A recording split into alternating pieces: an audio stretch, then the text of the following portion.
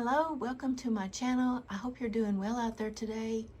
I have a inexpensive pumpkin fall wreath to share with you. It's made from a tablecloth and some fabric, both of which I've had for a long time. And I made two of these. The pumpkins I found at a thrift store. Both of these wreaths together, because I had the fabric already, cost $8 to make. They're 18 inches. And I'm going to show you quickly just how to get started with it if you'd like to make one. I'm going to show you the back also, is how it turns out.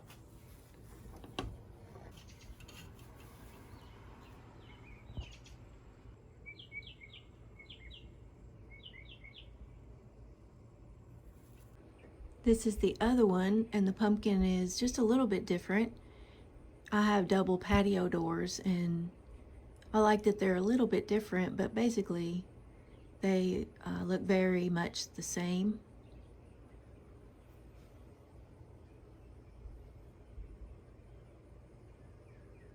I got these two pumpkins at two different times, and I wasn't sure what to do with them, and then I had this idea to just tie them in the center of the wreath with fishing line, and so they hang there. They look suspended in the middle of nowhere, but they're hung with fishing line.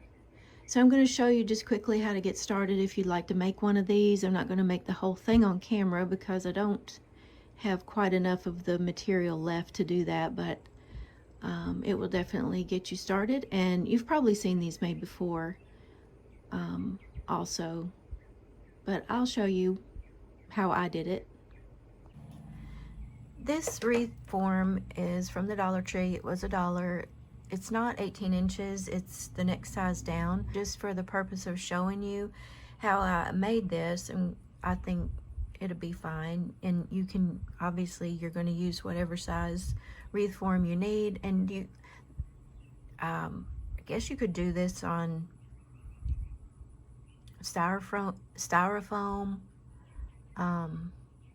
or I don't know if it would work as well on the wooden kind, the stick kind, the vine kind, that's what it's called, as it works on this metal kind. But what I did, I had this tablecloth from a Thanksgiving that I used it once, and then we moved houses and I just never used it again. It was a long one, like a rectangular, and so I just had the idea one day when I was thinking about fall wreaths that I could use it to make a tie one. I've made those tie blankets a lot. I used to love to make those and give them as gifts, and so I've done a lot of tie stuff with fabric. And then I also had this fabric that I'd had for a long time, and it's kind of like a satin fabric in a gold color. And so I took it and tied around to get an idea of how long I wanted my strips to be.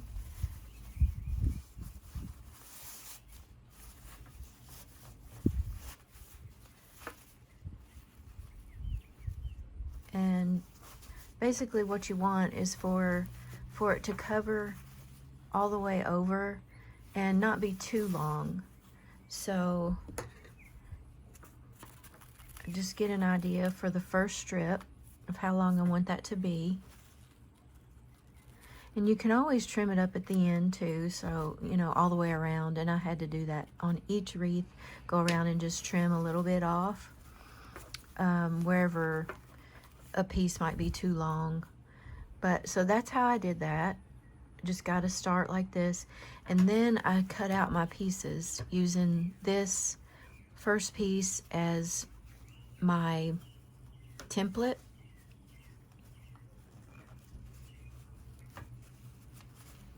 I just have to take it back off of here now so I can do that.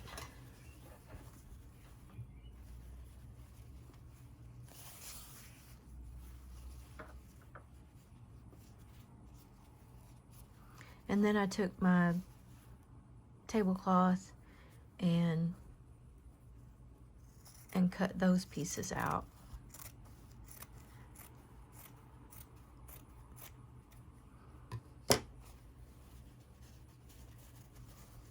Like that. And then I just alternated tying one on and then the other, and repeated that over and over and over.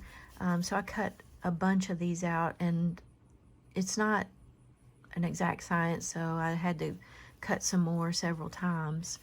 But be sure that you always, well, you don't, I mean, you can always untie it if you have to, but keep one of these handy as your template, and for when you have to go back and cut some more pieces out.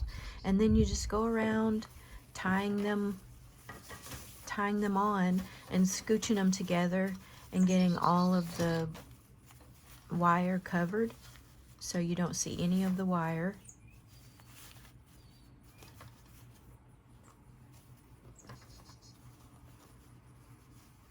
And I did the wrong side showing like this when I was tying. That's how I did it, and it turned out well. So, and I tied them really tight and tried to make it so that when I tied the knot, the right side of the fabric was showing on top. So that's how I did it. I just went all the way around doing that. And then I tied the pumpkins on with fishing line at my top. And I wish that I had made these on camera so I could show you all of that. But I hope this just is a bit of an inspiration to get you started. And if you have any questions, I'd be happy to answer them in the comments if you let me know. And in the future, when I'm making these things, I will definitely do them on camera at the time so I can do them with you. I hope you have a great day. I hope this was helpful, and I hope to see you in the next video. Bye-bye.